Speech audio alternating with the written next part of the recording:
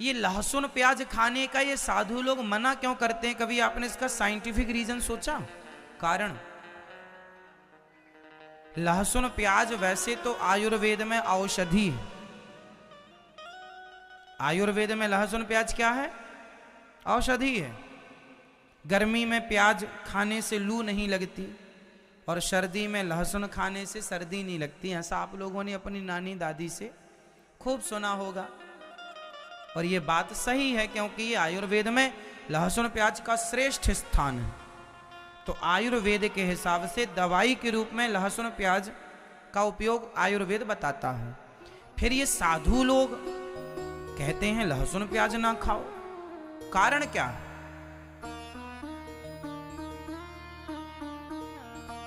क्यों नहीं खाना चाहिए लहसुन प्याज, आप बताओ। हाँ, आपसे बैठे बैठे उत्तर दो, बिंदास बोलो। लहसुन प्याज का गुण क्या है? लहसुन प्याज जो है ना, शरीर में जाकर शरीर को अत्यधिक वह विचलित करता है, उत्तेजित करता है। ज्यादा ताकत है ना उसमें, उत्तेजित करता है। दूसरा, वह तामसी है, तमोगुण से भरा हुआ है। तो जो लहसुन प्याज का गुण है वह तमोगुण से भरा है, तामसी है। तामसी मतलब क्या होता है? तामस, जो तामसी वृत्ति का व्यक्ति होगा वह आलसी ज्यादा होगा। लहसुन प्याज हमें क्या बनाता है? आलसी बनाता है। और केवल आलसी नहीं, आप समझिएगा, लहसुन प्याज दोनों शरीर को उत्तेजित करते हैं। क्या करते हैं? उत्तेजित करते हैं। तो जो भक्त होता है वो अपने शरीर को शांत रखना चाहता है, वो अपने मन को शांत रखना चाहता है, और लहसुन प्याज गई अंदर उत्तेजित करती है। तो उत्तेजना से जो साधु संतों का तेज है वह बिगड़ जाता है, उनका ब्रह्मचर्य बिगड़ने की संभावना बढ़ जाती है। इसलिए साधु संत कहते हैं भाई हम वो खाएंगे जिससे हमारा शरीर उत्तेजित ना हो। खान पान में कंट्रोल क्यों भाई? जिसे बहुत भोग भोगना है तो आप तो उत्तेजित खाओ, और जिसे मन को साधना है, कंट्रोल करना है, वो अपने खान पान को कंट्रोल करता। एक कहावत सुनी होगी आप लोगों ने, मैं सुना देता हूं, गांव की है, पता नहीं आप जानते कि नहीं। दाना दुनका जो खाएं उन्हें सतावे काम, और हलवा पूड़ी जो खाएं उनके मालिक राम। इस बात का अर्थ जानते हैं क्या हुआ? चिड़िया बादाम काजू नहीं खाती, चिड़िया बेचारी खेतों का कच्चा दाना दुनका मिल जाए तो खा लेती है। वो चिड़िया जो जरा सा दाना खाती है, पर उसे दाना खाने पर भी उसके शरीर में वो दाना उसे इतना गर्म कर देता है, उसे भी काम वासना सताने लग जाती है। किसे? चिड़िया को। हाँ या ना? कुत्ता क्या खाता है? तुम्हारे घर की बासी रोटी फेंक देते हो, कुत्तों को खा लेते, बिना घी चुपड़ी रोटी, बिना सब्जी डाल के। और वो बासी कूची रोटी खा करके, वो गंदी नाली का कचरा खा के कुत्ता, उसे भी काम सताता है। तो दाना दुनका जे खाएं उन्हें सतावे काम, और हलवा पूड़ी बादाम काजू पिस्ता जो खाएंगे उन्हें कितना सताएगा काम। तो साधु संतों को खान पान अपना कंट्रोल इसलिए रखना पड़ता है क्योंकि जैसा खाएंगे अन्न वैसा बनेगा मन। अब आपको कामी बनना है तो आप भैया खाओ, और यदि आपको संयमी बनना है तो संयमी जिसे बनना है वो अपने खान पान पे कंट्रोल करे। अब ये निर्णय आपका है कि आपको योगी बनना है या भोगी बनना है। भोगी बनना है तो आप बिंदास खाओ पियो सब। और योगी बनना है तो खान पान। हमारे साधु संत ना, मैं अयोध्या में जब पढ़ने रामचरितमानस गया, आपको पता होना चाहिए साधु कितनी बार खाता है, बोल दो।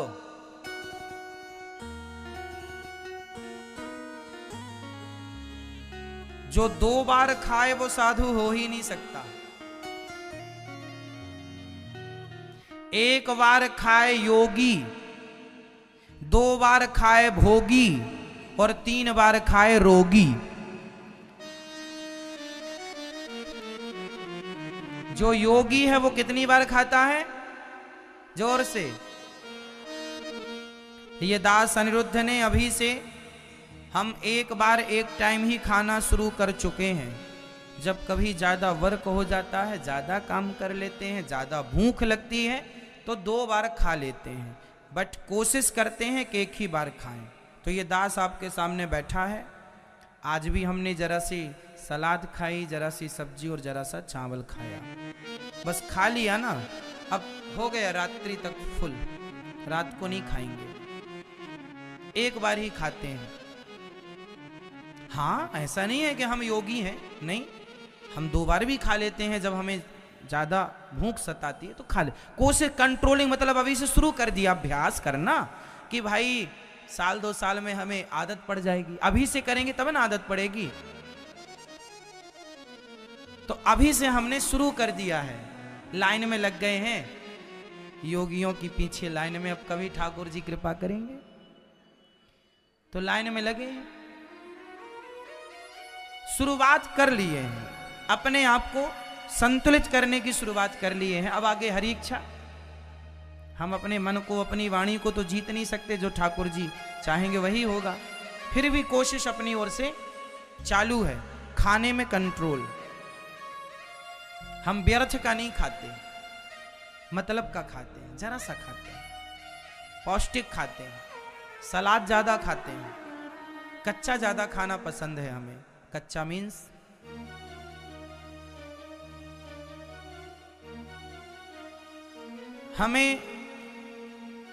हमें पिज्जा बिल्कुल पसंद नहीं, बर्गर बिल्कुल पसंद नहीं, चाउमीन बिल्कुल। आप 56 भोग बना के रख दीजिए, बिल्कुल पसंद नहीं। ये देखो भगवान भी आ गए, देखो भगवान भी कह रहे हैं आप भी योगी बनो, कम खाओ।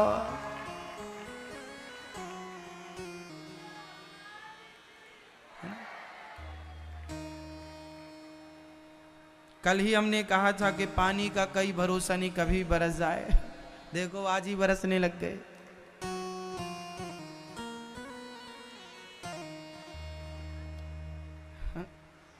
तुम चलो आनंद लो बारिश का, अपन तो कथा सुने मस्त। तो हमें किस पर कंट्रोल करना है, अपनी जिह्वा पर। अच्छा एक बात बताओ, 1 बार जो खाए वो कौन, जोर से, योगी। 2 बार खाए भोगी, 3 बार खाए भोगी, 3 बार खाए। जो ज्यादा बार खाता है, ज्यादा खाता है, वो रोगी होगा। कई लोग ना दिन भर खाते हैं, दिन भर पगुराते ही रहते हैं, दिन भर चबाते, जो मिले वो खा लिया। ऐसा नहीं लगता कि उनका पेट है, ऐसा लगता डस्टबिन है, कुछ भी डाल दो। अरे पेट के साथ पेट की तरह व्यवहार करो। बेचारा पेट है, उस पर दया करो। छोटा सा पेट है, इतना रखने की जगह है उसके पास, और आप इतना ठूस देते हैं। ये भी नहीं, पेट बेचारा ऐसे मुंह फुलाए रोता, सब ठूस रहे हैं।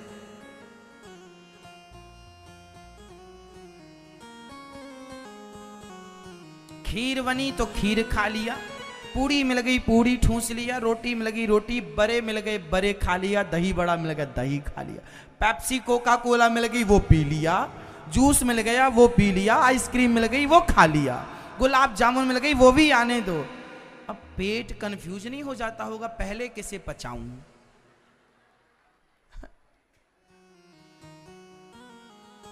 चाय पी लिया और चाय पीने के 2 मिनट बाद आइसक्रीम खा लिया, पेट कंफ्यूज है, पहले गर्म बाद में ठंडा, वो पेट बेचारा तड़पड़ा रहा है।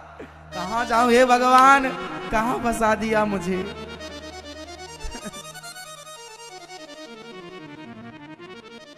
मतलब आज हमारे देश में 95% लोग ऐसे हैं हमारे भारत देश में जिन्हें खाने पीने का कोई ज्ञान नहीं है।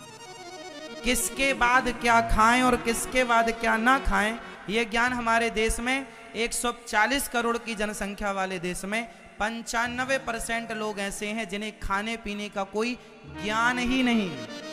आप खाते सब लोग हैं पर आपको ज्ञान नहीं है। जिनको है उनको प्रणाम करता हूं, आप लोगों को होगा कुछ लोगों को, पर जिनको बहुत लोगों को खाने पीने का कोई सेंस नहीं, ज्ञान नहीं। किसके बाद क्या खाना चाहिए और किसके बाद क्या नहीं खाना चाहिए बताओ। आम रस पीने के बाद पेप्सी पीने से क्या होता है? नहीं पता ना, आदमी मर जाता है, पॉइजन हो जाता है।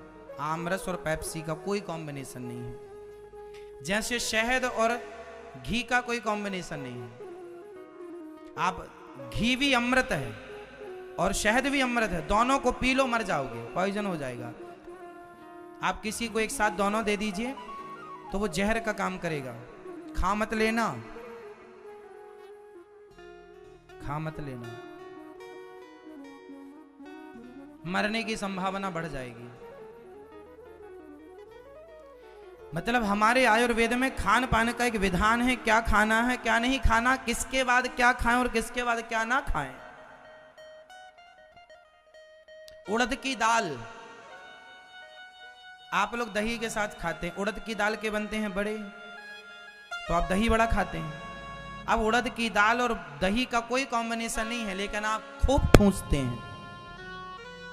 और शादी विवाह में तो खूब फ्री का मिलता है, खाओ खूब खाओ, भले मर जाएं, कल मरेंगे अभी तो खाओ। शादी विवाह में आदमी सब वहां पे 50 आइटम होंगे ना तो सारा खाएगा, 50 खाएगा। लिफाफा में भले 100 रुपए देगा पर खाएगा 500 रुपए का, वसूल करेगा पूरा, इतना दिया खाएंगे, भले मर जाए कल बीमार पड़ जाए खाएगा बराबर। और सब खा के रास्ते में द्वार पे आइसक्रीम मिलती है तो सब खा पी के वो आइसक्रीम खाता। अब बताओ, जब आप भोजन करते हैं तो हमारा पेट भोजन को पचाने लगता है और पचाने के लिए अग्नि होती है जिसे जठराग्नि कहते हैं। जब वो पचा रही होती है तब आप ठंडी ठंडी आइसक्रीम खा लेते हैं तो भोजन पचता नहीं है, सड़ जाता है, और जिससे तमाम आपकी बीमारियां उत्पन्न होती हैं। कितनी बार समझा चुके हैं, लेकिन हमारे देश के लोग सुनने समझने को तैयार नहीं। स्वास्थ्य का ध्यान कौन रखेगा? आपको रखना पड़ेगा। खान पान ठीक करो। 1 बार खाए योगी, 2 बार खाए भोगी और 3 बार खाए जो ज्यादा बार खाता है, ज्यादा खाता है वह जल्दी मरेगा। ज्यादा खाओगे जल्दी मरोगे, कम खाओगे ज्यादा जियोगे। इसलिए खान पान ठीक हो। रात को खाना ही नहीं चाहिए पर आप रात को जरूर खाते हैं। पहले के लोग ब्यारी करते थे, ब्यारू जानते हैं? ब्यारी, चलो ब्यारी कर लेते हैं। ब्यारी मतलब क्या होगा बताओ? आप बताओ ब्यारी मतलब क्या हो? ब्यारू या ब्यारी? ब्यारू मतलब कौन जानता है? हाथ उठाओ जो जानते ब्यारू मतलब क्या होता है। जो जानते वो हाथ उठाएं। चलो ब्यारी कर लेते हैं। ब्यारी मतलब होता है शाम का खाना। शाम का मतलब 7 बजे तक जो खा लो ना, ब्यारी कर लो। गांव की भाषा है ब्यारू। संत लोग भी बोलते ब्यारू की सीताराम, संत लोग एक ही बार खाते हैं, पर जो बूढ़े होते हैं जिनको जरूरत है, ये ब्यारू में वो खिचड़ी बना लेते, खिचड़ी खा लो। तो ब्यारू की सीताराम, ब्यारू मतलब शाम का भोजन। और पहले के लोग ना 8 बजे तो सो जाते थे रात को। आज भी गांव में, आज भी हमारे गांव में 7:30 8 बजे पूरा गांव सन्नाटा हो जा, सब सो गए 8 बजे। 6 7 बजे तक खा पी लिया, सूर्य अस्त हुआ के भोजन प्रसादी हो गई। सूर्य अस्त के आधा घंटा के अंदर भी, वैसे सूर्य अस्त के बाद भोजन नहीं करना चाहिए, फिर भी यदि आपको इमरजेंसी खाना है तो सूर्य अस्त के आधा घंटा के भीतर, 1 घंटे के भीतर खा लो। जो रात को 8 बजे के बाद आप खाते हैं वो तो बिल्कुल गलत है। आयुर्वेद के हिसाब से बोल रहे हैं हम सारी बातें। तो भक्तों को क्या करना चाहिए? लहसुन प्याज इसलिए नहीं खाते क्योंकि तामसी है, और वो भक्तों की जो भक्ति में है ना बाधा उत्पन्न करता है। इसलिए साधु संत ना हल्का फुल्का खाते हैं। साधुओं का भोजन कभी देखा आपने? ना देखा होगा। हमने खूब खाया है, देखा है, संतों के बीच में रहे हैं। संतों में पंगत लगती है। संत लोग एक बार खाते हैं सवेरे, केवल 1 बजे, उनका दोपहर 12-1 बजे भोजन होता है। जब हम अयोध्या जी में थे, संतों के साथ रहते थे, तो दाल परोसी जा रही है। दाल का पानी पानी था। दाल एक भी दाना आप ढूंढेंगे मिलेगी नहीं, दाल का एक दाना नहीं मिलेगा आपको, सिर्फ दाल का पानी है ना। और रोटी सूखी, कोई घी भी नहीं, सूखी। चावल, रोटी, चावल, साग में आप लोग तो आलू का पत्ता निकाल लेते हैं, आलू का छिलका उतार ले। साधु संत काहे का छिलका उतारे हैं? कहां पुरुषों भजन करेंगे छिलका उतारेंगे? स्वाद के लिए खाने वाला, स्वाद एक होता है स्वाद के लिए खाना, और एक होता है पेट भरने के लिए खाना। तो कौन सा खाना ठीक है? जोर